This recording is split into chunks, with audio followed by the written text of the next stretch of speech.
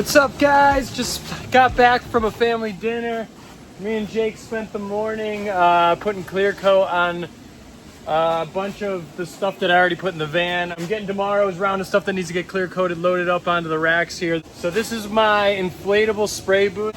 The thing's we're kind of on a slope, but I built these rack purposes of drying and storage while we're spraying. If you look, it's hard to see actually because there's tape on it, but I beveled the edge of each of these little things, so it's just the smallest bit of surface is touching the actual shelf. That's going to keep these from sticking.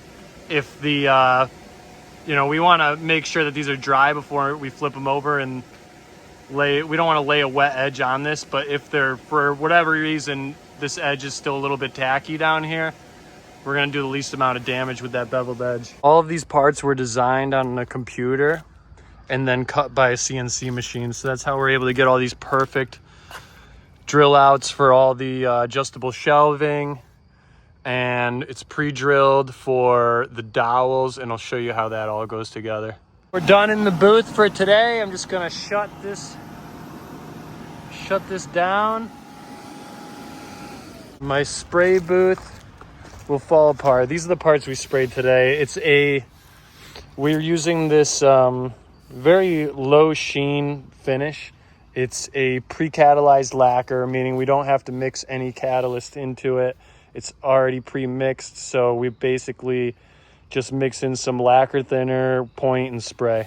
All right, Monday morning, headed out to the job site. It's an exciting day. I always love installing cabinets. That's the highlight of my career, I guess. Everything Jake painted last night came out great. We got it loaded up into the van. I'm headed to the job site. I'm gonna separate everything into piles per cabinet. It's all stickered up from the CNC machine. So the stickers tell me what part it is and what cabinet it goes with. So I'll separate it by cabinet and we'll bring it to the house. The reason we're not assembling these cabinets off-site in the shop and then delivering them to the job site is because I'm kind of a one-man show. These are big cabinets, they're heavy. It's on the second floor. I have everything separated by cabinet. Each one of these little stacks I have represents a cabinet.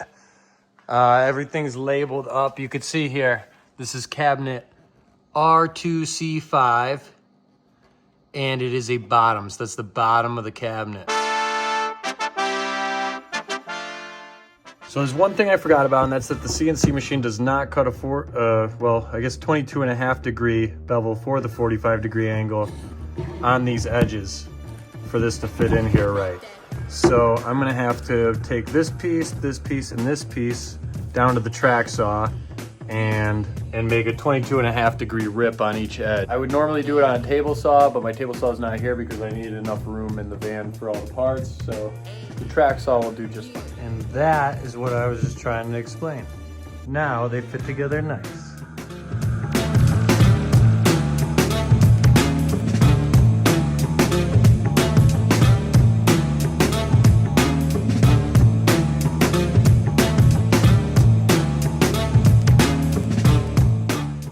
So this is as far as I'm gonna take it today. We're gonna paint all the doors and everything tonight.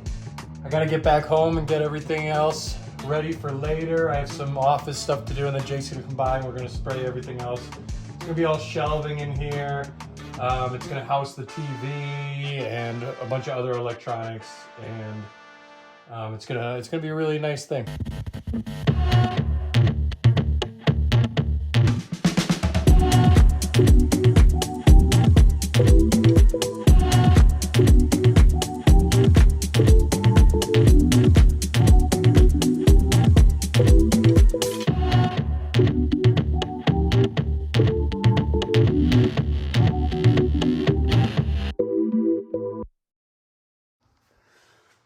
So we ended up painting until about 7:30 last night. Everything came out great. I just got to the job site, but before this, I didn't film it, but I was cleaning up the spray booth and everything. We left it up overnight just because it was getting, I don't know, we worked a lot of hours yesterday, so I was kind of sick of working, and we cleaned up. So I cleaned up this morning and everything's away, and now I'm gonna continue working on this flooring project that we started the other day. So That's it for this episode. Make sure to like, share, and subscribe, and catch you on the next one.